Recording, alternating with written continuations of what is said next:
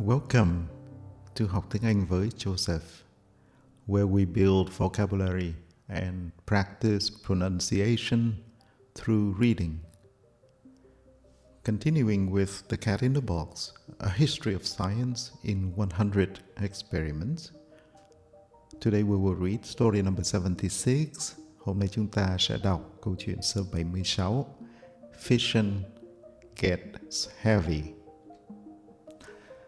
Although the experiments of John Cockcroft and Ernest Walton did involve splitting the atoms involved were very light. What most people think of today when atom splitting is mentioned is a kind of fission that occurs when the nucleus of a heavy element, such as uranium, splits into two or more fragments. In the 1930s, several teams made this happen in their laboratories without realizing what was going on. It was Otto Hahn, based in Berlin, who, together with his colleagues, not only triggered nuclear fission, but explained what had happened in their experiment. Hahn and his colleague, Lise Meitner, decided to follow up a discovery made by Enrico Fermi and his team in Rome in 1934. That what seemed to be new elements could be made by bombarding uranium with neutrons. Fermi thought that he had made elements with 93 and 94 protons in their nucleus, which he named Austonium and Hesperium. Uranium has 92 protons in each nucleus and comes in several different varieties or isotopes, including those with 143 and 146 neutrons per nucleus, dubbed uranium-235 and uranium-238.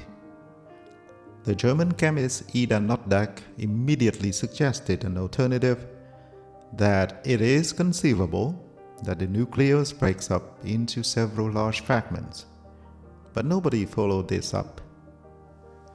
Hahn and Meitner, working with Fritz Strassmann, set out to investigate Fermi's discoveries. Meitner had been working with Hahn since before the First World War, but before they could complete this new project, Meitner, an Austrian Jew, had to leave Berlin because of the risk of Nazi persecution. In the summer of 1938, she moved to Sweden, but she corresponded with Hahn about the progress of the experiments he continued to carry out with Strassmann, and contributed a theoretical understanding of what was going on. Before and after Meitner's departure, the team carried out experiments along the same lines as those of Fermi, which seemed to show the production of new transuranium elements. But towards the end of 1938, Hahn discovered something unexpected. Chemical analysis showed that one of the new elements being produced by bombarding uranium with neutrons was an isotope of barium, an atom with 60% of the mass of a uranium atom. The analysis that revealed the trace of barium involved only a few thousand atoms. But Hahn was a superb chemist, and when Meitner received a letter from him with news of the discovery in December 1938, she had no doubt that he was right. Hahn himself was baffled. He wrote, "We are more and more coming to the awful conclusion that our radium isotopes behave not like radium, but like barium. Perhaps you can suggest some fantastic explanation." She could.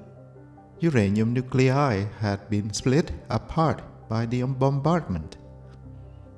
The explanation was that the nucleus of an atom is like a drop of liquid held together by the strong nuclear force.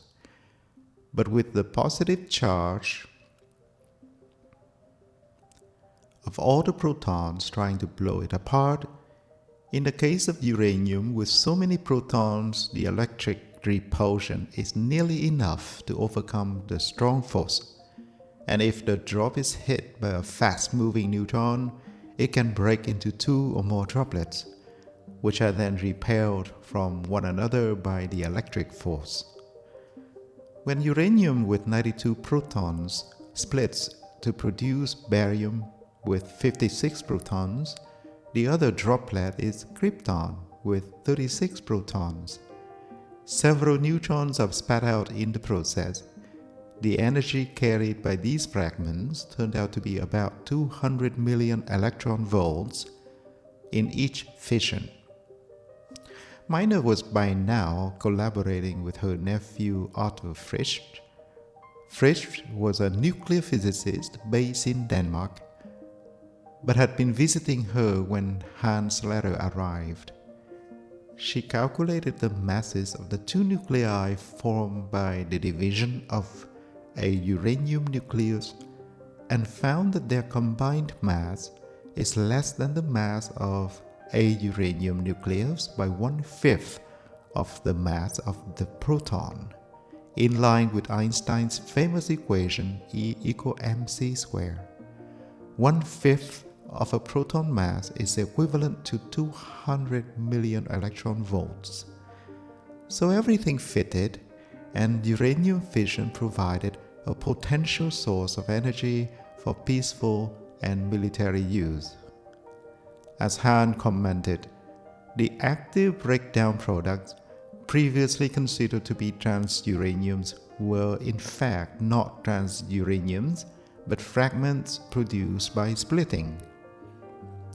It was Frisch who suggested the name nuclear fission, which appeared in a paper he published with Meitner in 1939. Hahn alone received the 1944 Nobel Prize for Chemistry for this work, which was held over until 1945. The citation read, "For his discovery of the fission of heavy nuclei." This highlights the curious fact that one of the most important discoveries in physics was indeed made by chemical analysis of tiny traces of a substance. Moving on to the vocabulary section, you'll be surprised to see so few today. Fragment, fragment, isotopes, isotopes, persecution, persecution, awful conclusion, awful conclusion, equivalent, equivalent, curious fact, curious fact. After having read this story, I then went to search the name Lise Meitner, and it was a wonderful read about a wonderful woman with tremendous accomplishment. You also will understand why she didn't receive the Nobel Prize in Physics or Chemistry. Life was so unfair. Thank you so much for your time, and as usual, I will see you in the next story. Bye for now.